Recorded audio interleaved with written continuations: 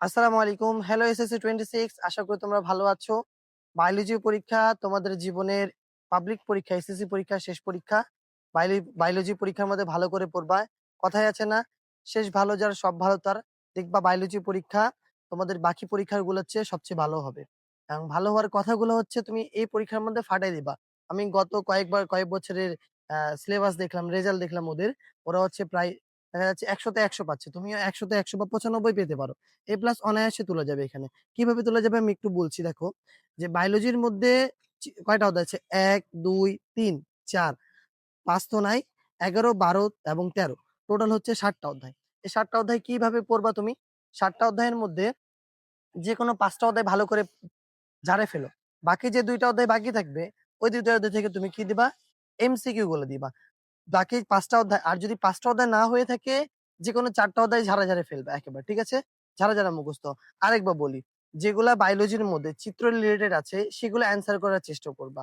কোন পরীক্ষার মধ্যে বা কোয়েশ্চেন এর মধ্যে চিত্র বলুক, না বলুক, তোমার মনে আছে যে এই রিলেটেড চিত্র হতে পারে, তুমি ভালো করে চিত্রগুলো অঙ্কন করবা। চিত্র অঙ্কন করে এবং চিত্রগুলো আইডেন্টিফাই করবা। কোনটা কি আছে, না আছে, কিভাবে আছে সবগুলা। বানায় একটাও লিখতে যাবা না। বইয়ের মধ্যে যা আছে বইয়ের হুবহু কপি টু পেস্ট করবা। বায়োলজি পরীক্ষা একেবারে বানায় লেখার কোনো দরকারও নাই। বানায় লিখলে তোমাকে নাম্বার দিবে না। বইয়ের মধ্যে যা আছে সবগুলা পড়বা। আর আমি তোমাকে বলি টেস্ট পেপার অথবা হচ্ছে ক্লাস দেখবো কিনা সেটা পরে বলছি। শোনো আগে।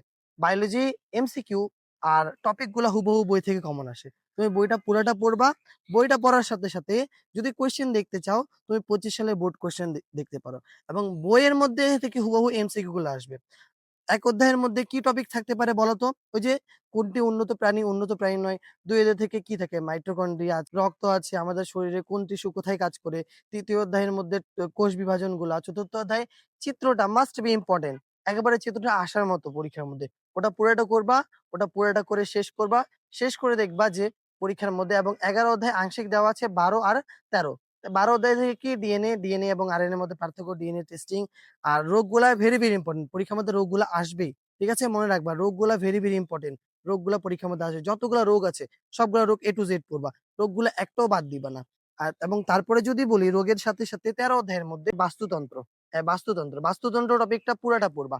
বাস্তুতন্ত্র কোনো কিছু বাদ দিবা না। পুকুরের বাস্তুতন্ত্র হোক বা অন্য কোনো বাস্তুতন্ত্র হোক, এই টপিকটা পুরাটা ঝাড়ায় ফেলবা। আর হচ্ছে টেস্ট পেপার পড়বা, পড়তে বাধা করছি না। কি পড়বা টেস্ট পেপারে?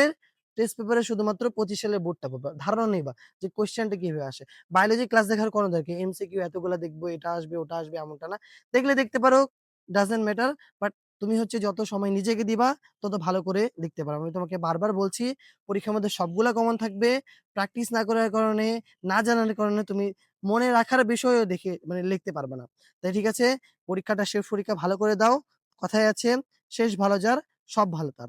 দেখা হবে তোমাদের সাথে ইন্টারে, উচ্চ গণিত এবং আইসিটি তে। ঠিক আছে? And as always thanks for watching. আসসালামু আলাইকুম।